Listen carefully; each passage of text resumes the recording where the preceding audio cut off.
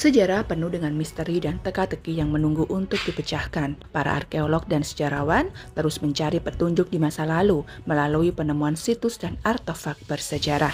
Namun tidak semua penemuan diterima dengan mudah. Beberapa situs dan artefak memicu kontroversi dan perdebatan sengit di kalangan ilmuwan karena menentang pemahaman kita tentang sejarah atau menimbulkan pertanyaan etis tentang penggalian dan kepemilikan artefak. Dalam video kali ini kita akan membahas untuk kalian 11 penemuan paling kontroversial yang masih menjadi perdebatan para ilmuwan. Simak videonya sampai habis, jangan lupa like dan subscribe agar kamu tidak ketinggalan info bermanfaat lainnya. 1. Kain kafan dari Torino. Kain kafan dari Torino juga dikenal sebagai Sacra Sidone, merupakan artefak keagamaan paling kontroversial di dunia. Kain ini mengandung gambaran seorang pria yang tampak telah disiksa secara fisik dan mirip dengan bekas penyiksaan penyaliban Yesus Kristus. Kain ini digunakan untuk menguburkan Yesus setelah wafat di kayu salib yang kemudian mencetak wajah sang juru selamat. Gambaran Yesus pada kain kafan tersebut agak jauh lebih jelas terlihat saat dalam bentuk hitam putih atau foto negatif dibandingkan dalam warna kecoklatan aslinya. Gambar ini pertama kali dilihat pada malam hari tanggal 28 Mei 1898 di piringan fotografi terbalik milik fotografer amatir Secondo Pia yang diperbolehkan mengambil foto kain tersebut saat sedang dipamerkan di Katedral Santo Yohanes Pembaptis di kota Torino, Italia. Ia hampir menjatuhkan dan memecahkan piringan fotografi tersebut akibat keterkejutannya melihat gambar seseorang di kain tersebut. Perdebatan mengenai asal-usul kain kafan ini menjadi topik sengit di antara para ilmuwan, rohaniwan, sejarawan, dan penulis. Perdebatan seputar kain kafan Turin telah menjadi bagian integral dari sejarah dan diskusi teologis. Sejak pertama kali muncul di Lirey, Perancis pada abad ke-14, kain tersebut telah menimbulkan perdebatan pendapat yang signifikan. Beberapa orang percaya bahwa kain kafan Turin adalah kain yang digunakan untuk mengelilingi tubuh Yesus Kristus setelah kematiannya, dan mereka melihatnya sebagai benda suci dan peninggalan bersejarah yang menggambarkan mukjizat. Sementara itu, sebagian lain skeptis dengan menunjukkan bahwa ada ketidakpastian ilmiah mengenai keaslian kain tersebut. Meskipun banyak penelitian dan analisis telah dilakukan termasuk pengujian radiokarbon pada 1988 yang menunjuk kain tersebut berasal dari abad ke-14. Beberapa penelitian lebih baru menimbulkan pertanyaan baru tentang metodologi pengujian dan kemungkinan kontaminasi. Sebagai hasilnya, kain kafan Turin tetap menjadi objek ketertarikan bagi kalangan akademisi, teolog, dan masyarakat umum. Beberapa melihatnya sebagai objek spiritual dan keajaiban. Kain kafan Turin sendiri pertama kali diketahui muncul di Lirey, Prancis pada tahun 1349. Sebelum sampai di Lirey, kain ini berasal dari Yerusalem, melewati Konstantinopel, dan kemudian Edessa, Turki. Kain ini kemudian berada di kediaman Geoffrey de Carne yang tinggal di Lirey. Kemudian keturunan de Carne, Margaret de Carne, memberikan kain kafan tersebut kepada House of Savoy, sebuah keluarga bangsawan asal Italia Utara. Selama berabad-abad, kain kafan Turin tetap berada di bawah perlindungan dan kepemilikan keluarga Savoy, sampai akhirnya pada tahun 1983 diserahkan kepada Gereja Katolik Italia. Sejak saat itu, kain kafan Turin disimpan di Katedral Santo Yohanes Pembaptis di Turin, Italia, dan kadang-kadang dipamerkan untuk umum. 2. Patung bayi Buddha. Pada tahun 2018, sebuah patung Buddha kecil yang terbuat dari perunggu ditemukan di lepas pantai Australia Barat. Patung ini telah dikonfirmasi sebagai peninggalan bersejarah dari dinasti Ming. Penemuan ini mengungkap fakta mengejutkan bahwa pelaut dari Cina sebenarnya telah mendarat di Australia berabad-abad sebelum kedatangan orang Eropa. Menurut para arkeolog dan ahli sejarah, patung tersebut memiliki ciri-ciri khas seperti perunggu dinasti Ming yang berkuasa di Tiongkok abad ke-14 dan ke-17. Mereka menduga bahwa patung ini bisa menjadi bagian dari harta karun yang hilang atau barang dagangan yang hilang dari kapal perdagangan pada masa itu. Patung Buddha ini ditemukan oleh petualangan dan pembuat film komersial di laut Leon Descamps dan Shane Thompson. Mereka menemukannya saat menggunakan detektor logam dan kegiatan eksplorasi di Bukit Pasir di pantai Australia Barat. Awalnya mereka dituduh melakukan penipuan, tapi setelah bertahun-tahun membuktikan keasliannya, patung ini terbukti autentik. Descamps percaya bahwa patung ini datang ke Australia pada tahun 1420-an sebagai bagian dari pelayaran harta karun Tiongkok terkaya. Patung ini kemudian diperiksa dalam program TV Antiquariat Show di Inggris oleh spesialis seni Asia Leong. Yong memperkirakan patung ini berasal dari tahun 1368 hingga 1644. Patung ini merupakan bayi Buddha yang dipersembahkan untuk melakukan upacara ulang tahun Buddha. Air murni atau teh juga dituangkan di pundak Buddha untuk mencegah kerusakan pada patung perunggu. Meskipun patung ini adalah artefak Tiongkok tertua yang diketahui dalam sejarah Australia, masih ada keraguan apakah ini merupakan bukti bahwa para pelaut Cina mengunjungi benua itu lebih dari 600 tahun yang lalu. Penemuan ini telah menjadi kontroversial dan menjadi perdebatan di dunia sains. 3. Artefak Kuimbaya. Artefak Kuimbaya merujuk pada sekelompok objek arkeologis misterius yang ditemukan di wilayah Kuimbaya pada abad ke-19. Wilayah Kuimbaya sendiri terletak di sekitar Sungai Cauca, terutama di wilayah yang sekarang dikenal sebagai Departemen Quingil, Risaralda, dan Caldas di negara Kolombia. Penemuan ini pertama kali dilaporkan oleh arkeolog dan penjelajah asal Kolombia, Julio Cesar Cubillos pada tahun 1891. Artefak tersebut berjumlah 433 yang sebagian besar terdiri dari figur-figur emas dengan bentuk manusia, hewan, dan objek geometris yang sangat halus dan rumit. Selain itu, dia juga menemukan beberapa patung emas kecil yang bentuknya aneh. Patung ini terbuat dari emas murni dan memiliki bentuk yang menyerupai pesawat terbang modern dengan sayap, badan pesawat, dan ekor. Bentuk artefak yang tidak biasa ini membingungkan para arkeolog dan sejarawan. Para ilmuwan tidak dapat memahami bagaimana masyarakat Kuimbaya yang hidup antara 300 dan 1000 Masehi dapat membuat patung yang menyerupai pesawat terbang modern. Berbagai teori diajukan untuk menjelaskan bentuk patung Kuimbaya. Banyak orang berspekulasi bahwa orang Kolombia kuno mungkin telah memahami konsep aerodinamika dan peninggalan ini bisa jadi merupakan model skala dari pesawat terbang atau pesawat layang yang sebenarnya. Sedangkan yang lain percaya bahwa patung ini adalah representasi dari serangga terbang seperti capung atau lebah. Pada tahun 1990-an, sebuah tim arkeolog Jerman melakukan penelitian di wilayah Kuimbaya.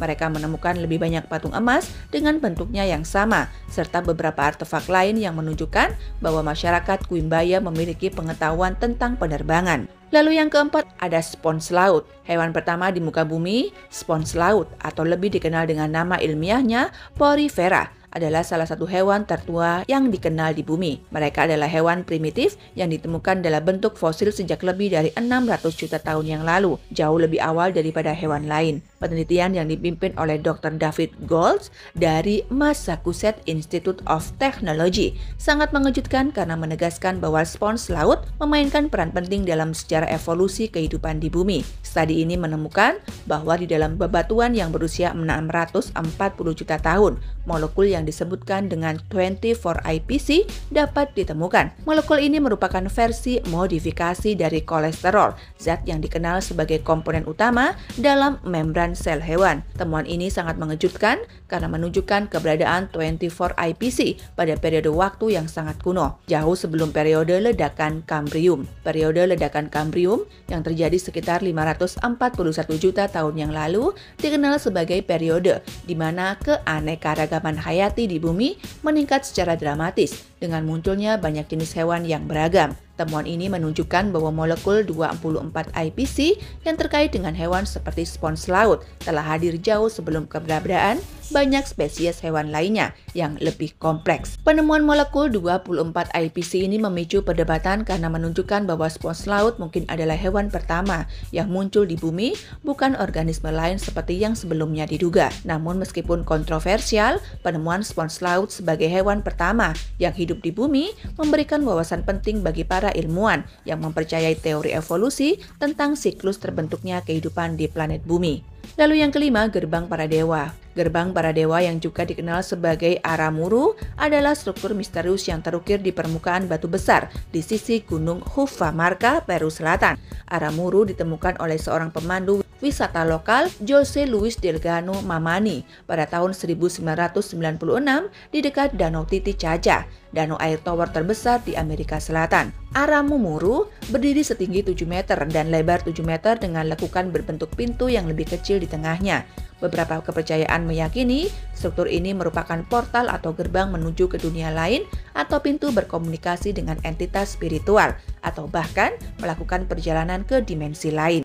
Sedangkan yang lainnya meyakini bahwa struktur ini berfungsi sebagai tempat pemujaan suku Inka, seremonial atau fungsi astronomi. Meskipun asal muasalnya masih menjadi teka-teki, keberadaan mengungkap sejarah panjang dan kompleks budaya Peru kuno. Konon Aramumuru diambil dari nama seorang pendeta dari suku Inka yang melarikan diri dari penjajahan Spanyol. Dia percaya telah membawa piringan matahari emas yang dikenal sebagai kunci 7 sinar para dewa dari kuil Coricancha di Cusco. Perjalanan panjang selama lebih dari 450 km mengarahkannya ke tempat yang sekarang dikenal sebagai Gerbang Para Dewa. Di sana ia meletakkan piringan tersebut di pintu yang menjadi portal antara dunia manusia dan dunia spiritual. Yang keenam adalah makam Yesus. Makam Yesus Kristus adalah topik yang memicu perdebatan dan kontroversi di dunia sains dan agama. Kisah mengenai kematian dan penguburan Yesus dicatat dalam kitab Injil. Setelah disalib, Yesus ditempatkan dalam kubur baru yang dimiliki oleh Yusuf dari Arimatea. Yusuf adalah seorang anggota majelis besar yang terkemuka dan juga seorang murid Yesus. Nikodemus yang juga seorang murid Yesus membantu dalam proses penguburan. Kubur ini terletak di dekat tempat Yesus disalibkan dan digali di dalam bukit batu. Penguburan Yesus terjadi menjelang malam sebelum matahari terbenam, sesuai dengan adat orang Yahudi. Pada tahun 1980, sebuah penemuan arkeologi yang signifikan terjadi di Israel. Sebuah makam kuno ditemukan di Talpiot, Yerusalem yang diyakini berasal dari Yaman Yesus. Makam ini berisi 10 kotak batu atau oswari yang dihiasi dengan ukiran dan prasasti. Salah satu ovarium bertuliskan nama Yosua bar Yosef yang dalam bahasa Arab berarti Yesus anak Yusuf. Penemuan ini menimbulkan kontroversi. Beberapa orang percaya bahwa makam ini adalah tempat peristirahatan terakhir Yesus Kristus dan keluarganya. Namun banyak ahli yang meragukan klaim ini. Mereka berpendapat bahwa nama Yesus cukup umum pada masa itu dan tidak ada bukti kuat untuk menghubungkan ossuarium ini dengan Yesus yang ada di Alkitab. Penemuan makam Talpiot juga memicu ketegangan antara Israel dan Palestina. Orang Palestina mengklaim bahwa makam tersebut terletak di wilayah pendudukan Israel dan harus diserahkan kepada mereka. Israel di sisi lain bersikeras bahwa makam tersebut adalah bagian dari warisan budayanya dan harus tetap berada di bawah kendalinya. Hingga saat ini masih belum ada konsensus tentang asal-usul dan makna makam Talpiot. 7. Tartaria Tablet. Pada tahun 1961, Nicolae Plaza, seorang arkeolog Rumania, menemukan 3 tablet tanah liat di sebuah situs neolitik di desa Tartaria, Transilvania. Tablet Tartaria telah menjadi subjek kontroversi dan spekulasi selama beberapa dekade. Tablet Tartaria terbuat dari tanah liat lokal dan berukuran kecil dengan diameter sekitar 6 cm. 2 tablet berbentuk persegi panjang dan 1 berbentuk bulat. Tablet ini dihiasi dengan berbagai simbol abstrak termasuk garis, lingkaran, dan bentuk geometris lainnya. Simbol ini mirip dengan simbol Vinca yang ditemukan di situs neolitik lain di Eropa Tenggara. Penemuan tablet Tartaria telah memicu perdebatan sengit di kalangan arkeolog. Beberapa ahli percaya bahwa simbol pada tablet tersebut merupakan bentuk tulisan proto yang mungkin merupakan sistem penulisan tertua di dunia. Yang lain berpendapat bahwa simbol tersebut hanyalah dekor atau memiliki makna religius. Plaza awalnya menduga bahwa tablet tersebut berasal dari sekitar 5300 sebelum Masehi. Namun, penelitian terbaru menunjukkan bahwa tablet tersebut mungkin berasal dari periode yang lebih baru, sekitar 3500 sampai 3000 sebelum Masehi. Meskipun masih banyak pertanyaan yang belum terjawab tentang tablet Tartaria, penemuan ini memberikan wawasan baru tentang budaya dan peradaban Neolitik di Eropa Tenggara dan mungkin membantu kita untuk memahami asal-usul tulisan. 8. Jejak kaki manusia purba di Pulau Kreta. Pada tahun 2017, para arkeolog dikejutkan oleh penemuan jejak kaki di Pulau Kreta, Yunani. Jejak kaki ini berusia sekitar 6 juta tahun, menjadikannya jejak kaki manusia tertua yang pernah ditemukan di dunia. Jejak kaki ini ditemukan di situs Trachilos, sebuah dataran tinggi di Kreta Selatan. Situs ini terkenal dengan fosil hominidnya. Jejak kaki yang juga dikenal dengan jejak kaki Trachiles ditemukan oleh paleontolog asal Polandia, Gerard Gierynski pada tahun 2002. Penelitian lebih lanjut tentang jalan kaki kemudian dilanjutkan oleh paleontolog Swedia, Per Albert, yang menerbitkan temuan mereka di jurnal ilmiah pada tahun 2017. Jejak kaki yang ditemukan menunjukkan bahwa manusia prasejarah telah menginjak-injak tanah Kreta dengan cara yang sangat serupa dengan cara kita melakukannya hari ini. Ini memberikan pengetahuan berharga tentang aktivitas dan perilaku manusia pada masa lalu, termasuk pola migrasi dan interaksi antar kelompok. Jejak ini juga memberikan bukti konkret tentang hubungan antara manusia prasejarah dengan lingkungan alam mereka, termasuk cara mereka berburu dan mengumpulkan makanan. Selain itu, penemuan ini berimplikasi besar bagi pemahaman para pendukung teori evolusi mengenai bagaimana manusia purba berevolusi dan bermigrasi. Jejak kaki tersebut ditemukan dalam endapan sedimen yang telah diawetkan dengan baik dan menunjukkan bentuk kaki yang sangat mirip dengan manusia modern. Penemuan jejak kaki di Kreta menunjukkan bahwa manusia purba telah berjalan tegak jauh lebih awal dari yang diperkirakan sebelumnya. Hal ini menunjukkan bahwa evolusi manusia mungkin telah terjadi lebih cepat dan lebih kompleks daripada yang diyakini sebelumnya. Penemuan ini juga menunjukkan bahwa manusia purba mungkin telah bermigrasi ke Eropa jauh lebih awal daripada yang diperkirakan sebelumnya. Penemuan jejak kaki di Kreta ini masih diselidiki dan dianalisis oleh para arkeolog dan diharapkan dapat memberikan lebih banyak informasi tentang bagaimana manusia purba hidup dan berevolusi. Lalu yang ke-9, patung dada Nefertiti. Pada tanggal 6 Desember 1912, sekelompok arkeolog dari German Oriental Company yang dipimpin oleh arkeolog Jerman Ludwig Borchardt menemukan patung dada Nefertiti di Amama, sebuah kota di Mesir yang telah lama terlupakan. Patung ini menggambarkan Nefertiti, permaisuri agung Firaun, Akhenaten, yang dikenal sebagai simbol kecantikan dan kepintaran wanita. Patung ini ditemukan di lokasi yang tampaknya merupakan ruang kerja Thutmose, seorang seniman Mesir kuno yang ditugaskan untuk menciptakan prasasti resmi kerajaan sekitar tahun 1350 sebelum Masehi. Patung dada ini terbuat dari batu kapur diwarnai dengan lapisan plaster gypsum dan menggambarkan Ratu Nefertiti, istri Raja Akhenaten, dengan detail yang luar biasa. Wajahnya yang cantik dan mahkota biru Nefertiti yang ikonik merupakan simbol kecantikan dan seni Mesir kuno. Tulang pipi, hidung mancung, dan mata yang terbuat dari batu kristal. Mahkota berwarna merah hijau, biru dan emas masih memancar keluar meski berselimut debu dan tanah. Setelah penemuan patung Nefertiti disimpan oleh Borchardt selama 10 tahun karena tidak mendapat perhatian lebih lanjut dari orang Mesir. Pada tahun 1924, patung ini mulai dipamerkan di Museum Berlin. Saat itu, ketertarikan dunia barat terhadap peradaban kuno Mesir sedang mencapai puncaknya.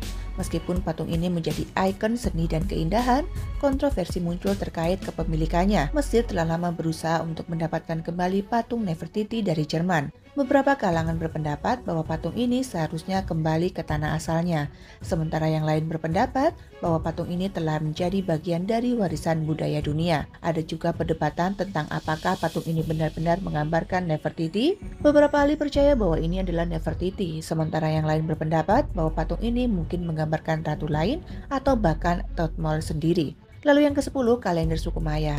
Kalender Maya adalah sistem kalender yang digunakan oleh peradaban suku Maya di Mesoamerika, berbeda dengan kalender Gregorian yang kita gunakan sekarang.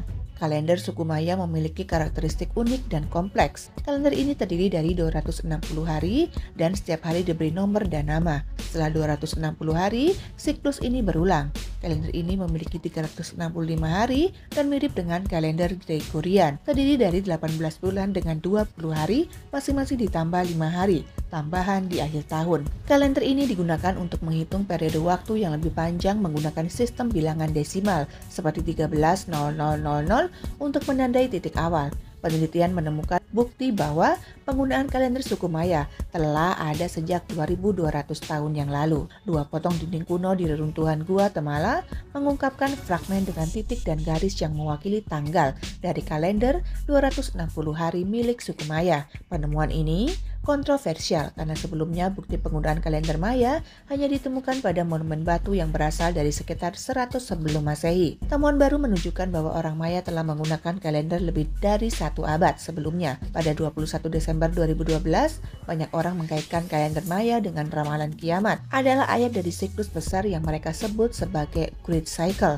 Namun ramalan ini tidak terbukti benar dan bumi tidak bertabrakan dengan planet Nibiru atau diserang oleh meteor seperti yang diperkirakan. Meskipun kontroversial, perhitungan kalender Maya tetap menarik minat banyak orang dan menjadi bagian dari sejarah astronomi dan peradaban manusia. Jadi meskipun masih ada perdebatan, penemuan tentang kalender Maya memberikan wawasan penting tentang cara peradaban kuno, melacak waktu dan memahami alam semesta. Lalu yang ke-11 ada ruangan rahasia di Piramida Agung Giza. Meski sudah berusia 4.500 tahun dan mengungkap banyak keajaiban, Piramida Agung Giza sampai saat ini masih menyimpan rahasia baru yang belum terungkap. Belum lama ini pada tahun 2017, sebuah penemuan luar biasa menggambarkan dunia arkeologi. Para peneliti menggunakan teknologi mutakhir menemukan ruangan tersembunyi di dalam Piramida Agung Giza yang dijuluki Ruang Besar. Terletak di atas Ruang Raja dan merupakan ruang terbesar yang pernah ditemukan di dalam piramida. Penemuan ini menjadi salah satu yang paling signifikan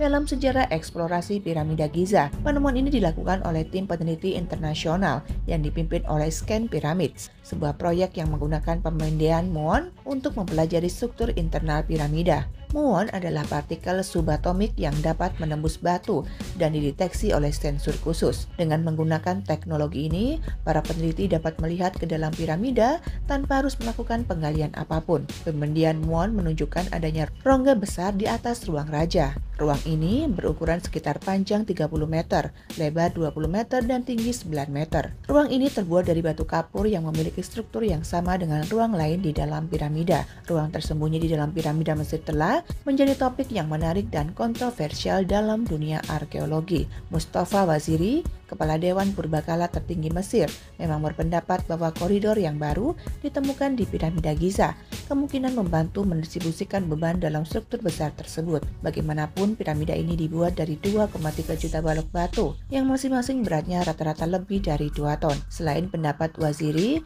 para ahli juga memiliki beberapa teori lain tentang fungsi koridor ini. Salah satu teori adalah bahwa koridor ini digunakan untuk ventilasi, untuk membantu sirkulasi udara di dalam piramida. Teori lain adalah bahwa koridor ini digunakan sebagai jalur rahasia untuk mengakses ruang tersembunyi di dalam piramida. Temuan ruang tersembunyi memberikan wawasan baru tentang arsitektur piramida Sahure. Informasi ini membantu kita memahami lebih baik bagaimana piramida kuno dibangun dan digunakan.